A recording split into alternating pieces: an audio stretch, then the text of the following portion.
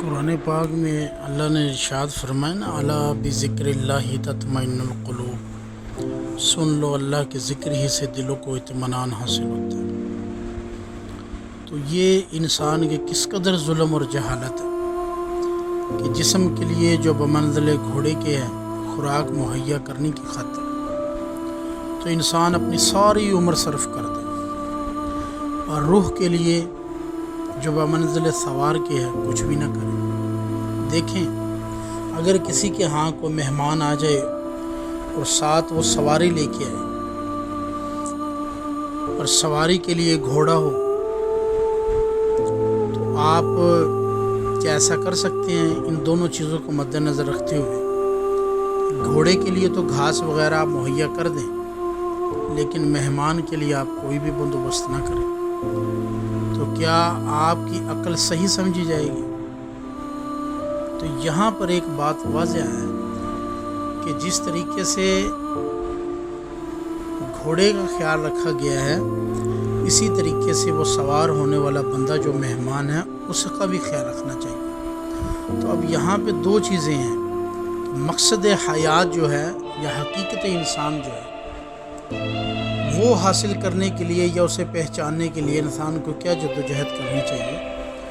کہ جو ساز و سامان انسان اپنی مادیت کے لیے بھی اکٹھا کرتا ہے وہ انسان کو اپنی روح کے لیے بھی اکٹھا کرنا چاہیے۔ جس طرح بندے کو بھوک لگتی ہے کھانے کی طرف پلٹتا ہے، پیاس لگتی ہے پانی کی طرف جاتا ہے، ایسے ہی جب روح کو بھوک لگے اور وہ کیا ہے کہ انسان عبادت کی طرف جائے، نماز روزے کی طرف جائے، ذکر و اذکار کی طرف جائے، تو باقی یہ جتنی بھی چیزیں ہیں، پیسہ دل کو مطمئن نہیں کرتا، پیسہ ایک ذریعہ ہے، بندہ کما لیتا ہے ٹھیک ہے، اسی طریقے سے مال و زر جو ہے وہ دلوں کو اطمینان نہیں دیتا، ٹھیک ہے، وہ ایک کام ہے انسان کرتا ہے اور اس کے نصیب میں مقدر میں جو رزق حلال ہوتا ہے اس کی وہ جدوجہد میں لگا رہتا ہے۔ تو یہ ساری چیزیں اپنی اپنی جگہ پہ ہیں، لیکن اللہ کیا فرما رہا ہے کہ اگر سکون حاصل کرنا چاہتے ہو تو پھر وہ سکون حاصل کرو کہ جو مقصد حیات۔ دیکھیں کسی بندے کو گرمی لگتی ہے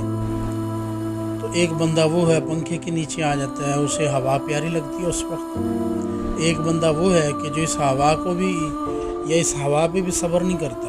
اور وہ بندہ جو ہے اسی میں رہتا ہے، وہاں اسے زیادہ سکون ملتا ہے۔ تو وہ سکون ایک عارضی سکون ہوتا ہے، آپ 2 گھنٹے کوئی بھی مسلمان بھائی 2 گھنٹے بیٹھے 4 گھنٹے بیٹھے، لیکن ایک ٹائم یا کسی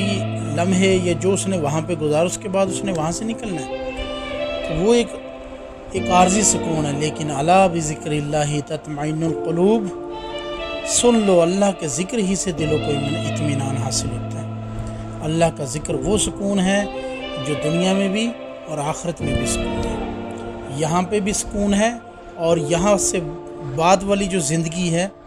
وہ جو قبر کی زندگی ہے، محشر کی زندگی ہے، وہاں بھی اللہ کے ذکر سے سکون نصیب ہوتا ہے۔